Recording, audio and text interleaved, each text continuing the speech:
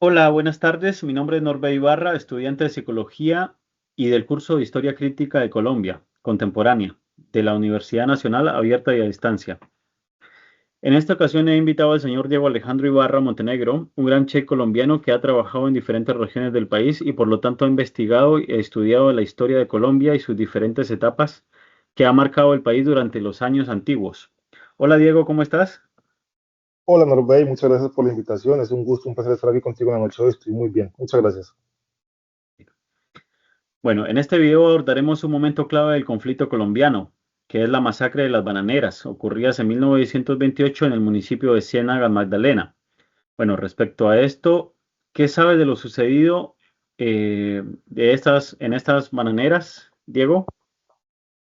Bueno, Norbey, este hecho realmente no solo marcó la historia política del país, ¿no?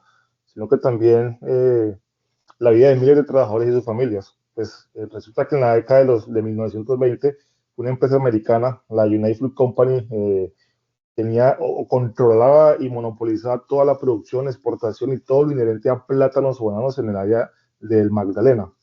Aquí, ¿qué pasaba? Que miles de campesinos colombianos trabajaban en unas condiciones totalmente precarias y repororables. No tenían estabilidad laboral, sus salarios eran muy bajos, trabajaban larguísimas jornadas, de hecho les pagaban con tickets que cambiaban en sus propias empresas, no era dinero que les pagaban.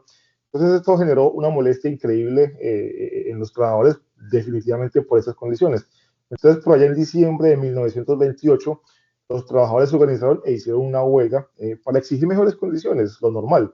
Pero el gobierno de esa época, bajo la presión de la empresa y el gobierno americano de Estados Unidos, respondió de una manera nefasta con violencia. Imagínate que el 6 de diciembre el ejército abrió fuego contra una gran multitud reunida en la plaza de Ciénaga. Fue tan impresionante que hasta el sol de hoy, Norbey, las cifras de los fallecidos es inexacta.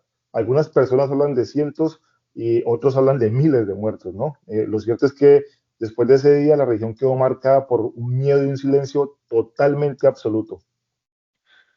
Tenaz esto, Diego, tenaz, pero bueno, vamos a seguir con las preguntas y con la entrevista. ¿Qué crees que simboliza la masacre de las bananeras en la historia de Colombia?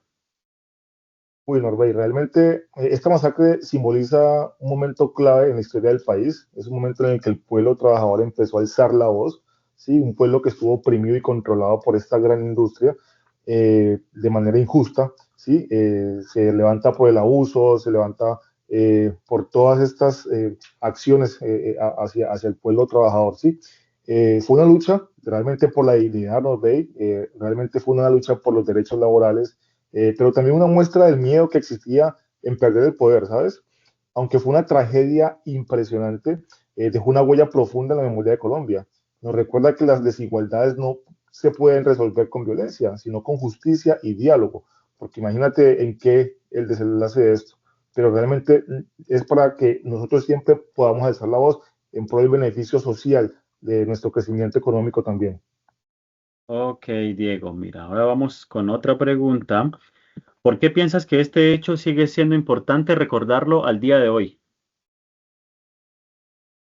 Mira, como muchas de las huellas que han dejado nuestro país marcado por la violencia, ¿sí? Ha sido lo que nos ha, digamos, que enseñado. Hay una frase muy cierta que dice que quien no conoce su historia está condenado a repetirla.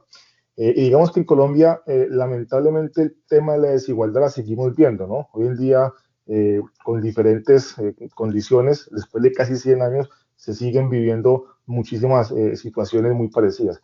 Recordar esta masacre es reconocer que estas víctimas no murieron en vano, no pueden morir en vano, que realmente hubo un sacrificio que abrió el camino hacia la defensa de los derechos laborales y definitivamente a una organización seguramente sindical, ¿no? Que se respete y se tenga una voz inherente y referente a estos derechos. Además de recordar que nos ayuda a no repetir esta historia, como te digo. Si olvidamos lo que pasó, corremos el riesgo de justificar nuevamente la violencia para solucionar otros tipos de conflictos sociales.